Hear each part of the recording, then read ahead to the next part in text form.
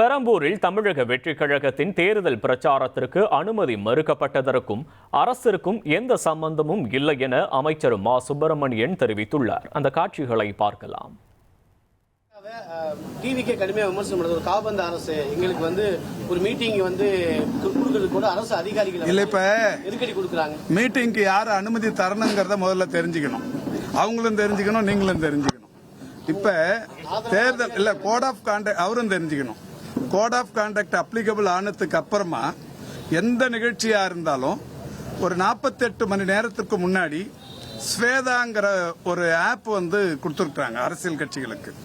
48 மணி நேரத்துக்கு முன்னாடி எந்த நிகழ்ச்சி நடத்த போறோம், எங்க நடத்த போறோம், எவ்வளவு பேர் கலந்துக்கிறாங்க அப்படிங்கிற தகவலை ஆன்லைன்ல பதிவு பண்ணிட்டு யாரும் போய் தேர்தல் ஆணையத்தை தேடி போக வேண்டியதில்லை, காவல்துறையை போய் நாட வேண்டியதில்லை, எந்த அரசு நிர்வாகத்துக்கும் அவங்க போக வேண்டியதில்லை.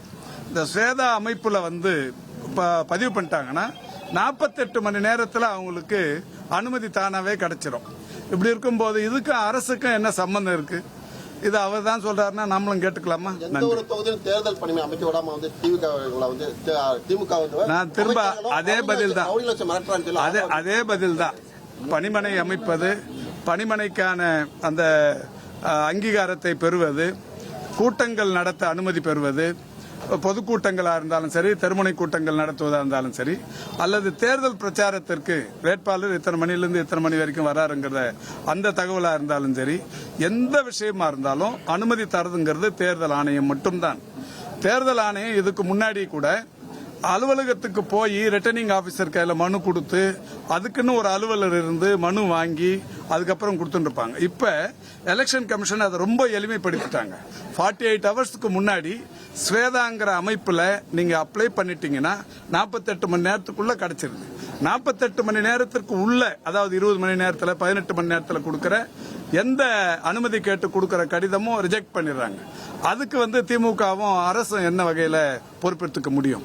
அனுமதிகள் கொடுத்த பிறகுதான் மாநகராட்சி பள்ளம் தோண்டப்பட்டு அங்க பேருக்கெல்லாம் தடுப்பு ஏற்பட்டதாக ஒரு சட்டம் முடிக்கிறாங்க. பெரம்பூர்ல அனுமதி கடிதம் கொடுத்த பிறகு இல்லங்க, கடிதம் கொடுக்கறது நீங்க மாநகராட்சியில கொடுக்கவே வேணான்னு சொல்றேன்.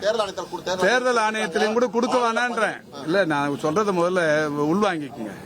எங்கேயும் போய் எந்த கடிதமும் கொடுக்க வேணான்றேன்.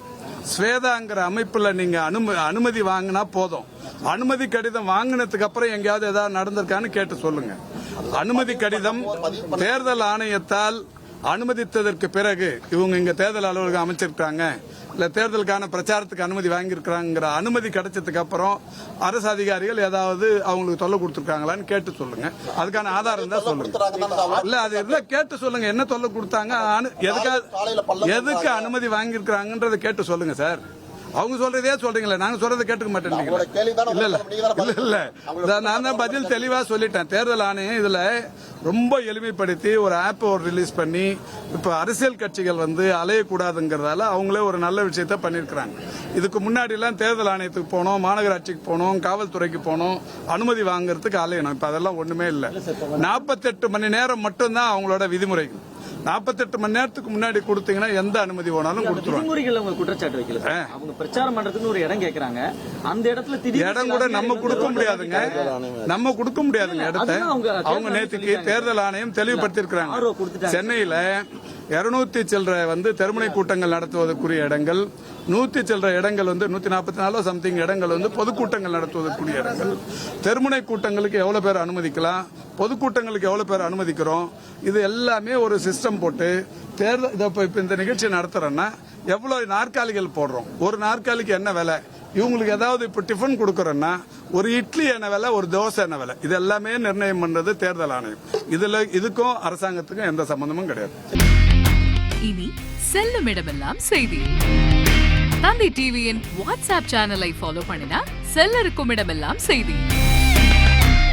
இதோ QR கோட், இப்பவே ஸ்கேன் பண்ணுங்க, ஃபாலோ பண்ணுங்க.